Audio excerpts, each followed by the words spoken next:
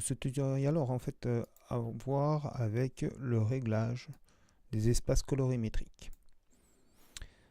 Pour vous expliquer la situation, c'est qu'en fait toutes les caméras enregistrent dans des couleurs différentes et qu'à la fin en fait il n'y a qu'un certain nombre de couleurs qui parviennent à être affichées sur une télé, sur un écran cinéma, etc.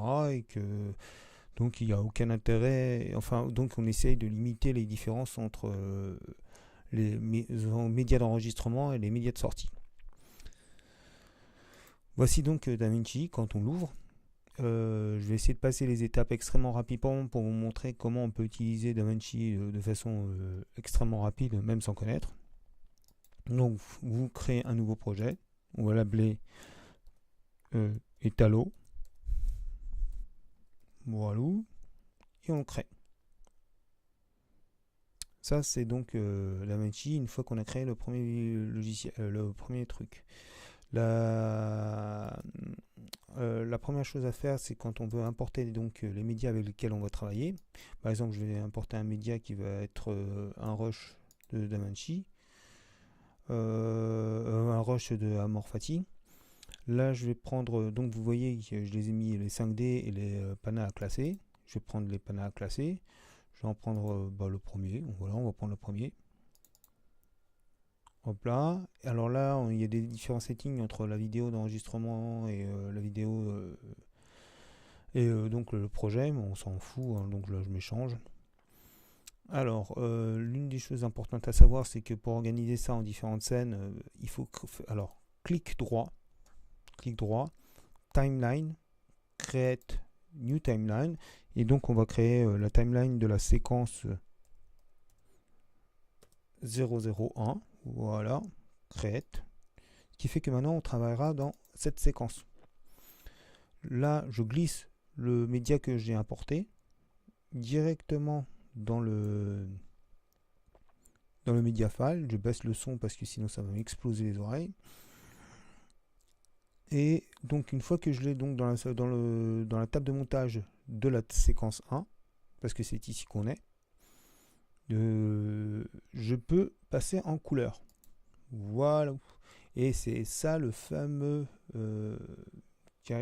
tableau sur lequel en fait on enregistre les modifications de l'étalonnage.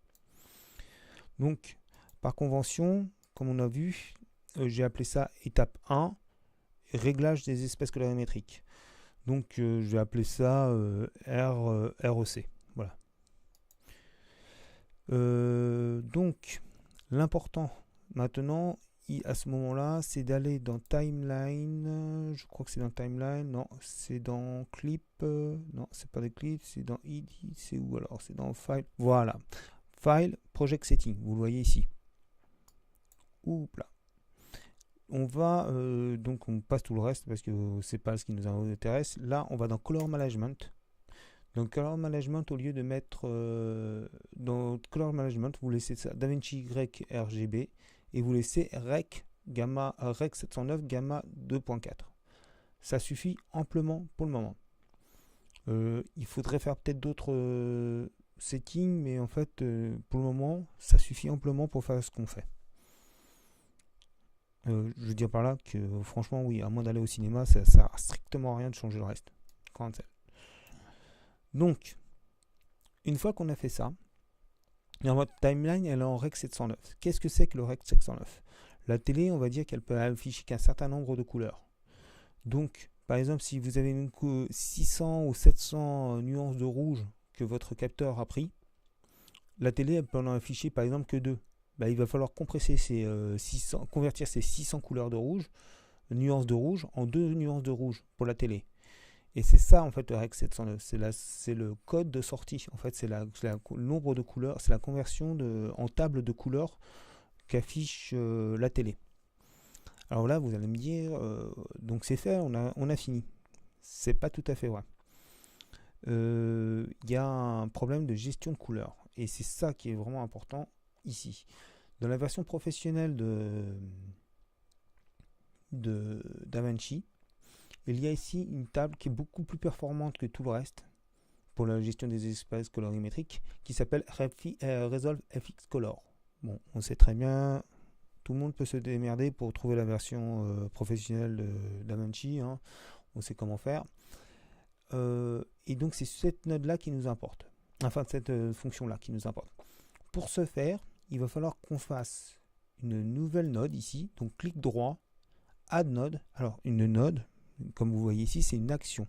Cette node-là, c'est une action. Donc à chaque fois qu'on fait une node, on essaie d'isoler une seule action. Là, je fais une add node avec le clic droit, add node, et j'ajoute une serial. Ça veut dire que ça va ajouter une node juste à côté, ici. Cette node-là, je vais l'appeler... alors, il faut cliquer dessus, je ne me rappelle plus exactement. Boum. Alors, quand on clique sur le chiffre, ça éteint le machin, mais ce que je voudrais, moi, c'est changer le label. Est-ce qu'on peut changer le label là-dessus? Non, note, fait chier, ça m'a... il doit y avoir un moyen pour changer le label. Bon, voilà, c'est pas grave, je vais chercher comment changer le nom. Pour le Color Space, vous le prenez et vous le transposez ici. C'est très important parce que ça, ce sont les nodes que vous aurez en fait entre les différents espaces colorimétriques, enfin entre les différentes étapes. Cette première node, comme je vous ai dit, là, on sait qu'on est sur un GH5, donc une node, enfin un fichier vidéo qui a été encodé avec des couleurs de VGamma, enfin du log V de Panasonic. Pour récupérer les couleurs qui ont été écrasées par le log, parce que le log permet en fait d'enregistrer plus d'informations, il faut aller dans Input, Color Space, descendre et chercher Panasonic VGamut. Boum. Et comme vous voyez là, on récupère les couleurs.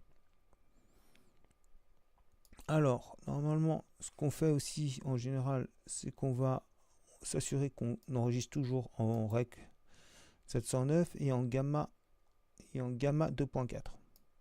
Mais comme vous voyez, ça n'a aucune influence sur l'image. Voilà, ça c'est pour la couleur en fait du fichier qui entre pour l'entrée de, enfin oui c'est ça, c'est pour l'input color space, c'est pour traduire en fait, voilà, pour traduire les couleurs du fichier vidéo qui rentre. Maintenant on a une nouvelle serial, on remet le color space. Mais cette fois-ci, c'est pas pour l'input color space, c'est pour l'input gamma. L'input gamma, on va toujours sur Panasonic Vlog. Et là, on met Panasonic Vlog. Et comme vous voyez là, ça n'a plus rien à voir. Les contrastes, etc., tout a changé. Ensuite, bon, vous vous assurez, même si c'est pas vraiment nécessaire, au moins vous vous assurez la chose. Rec 709 et Gamma 2.4. Alors là, vous me dites, ouais, mais là, on a tout niqué, l'image est pourrie, et compagnie. Je suis d'accord avec vous. Donc, en général, ce qu'on fait, c'est pas ici, c'est avant l'image. Donc, avant justement cette image, c'est donc ça va être les trois notes qui vont être là pour la remise à plat. Ça va être la luminosité, la saturation et la balance des blancs. Donc, normalement, c'est comme ça que votre fichier doit être pour les couleurs préparées. Comme vous voyez, on a récupéré les couleurs, alors que si on regardait, si on les annule toutes les deux, la 2 et la 3, on avait un fichier totalement délavé à la base.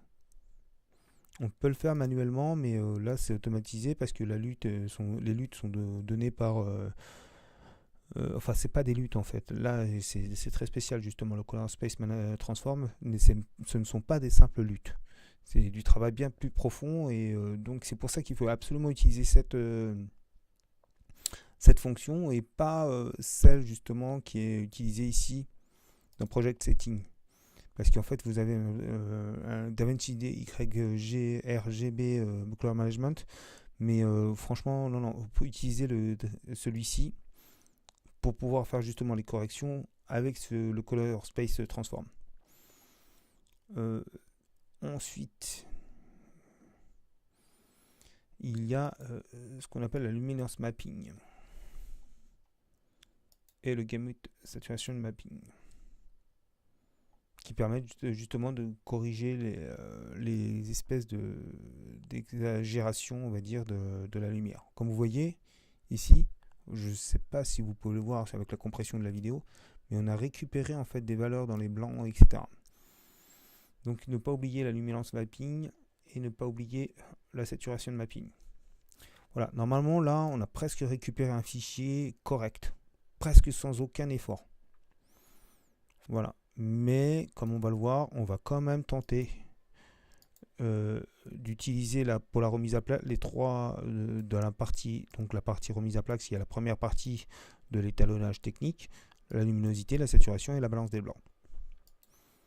Voilà, bon bah j'espère que vous aurez compris et que ça sera pas trop difficile. Sachez toutefois que ces deux notes qu'on ajoute à la base sont des notes qu'on mettra en fait en bout de ligne, puisqu'on rajoutera des étapes ici, les trois étapes dont je vous ai parlé.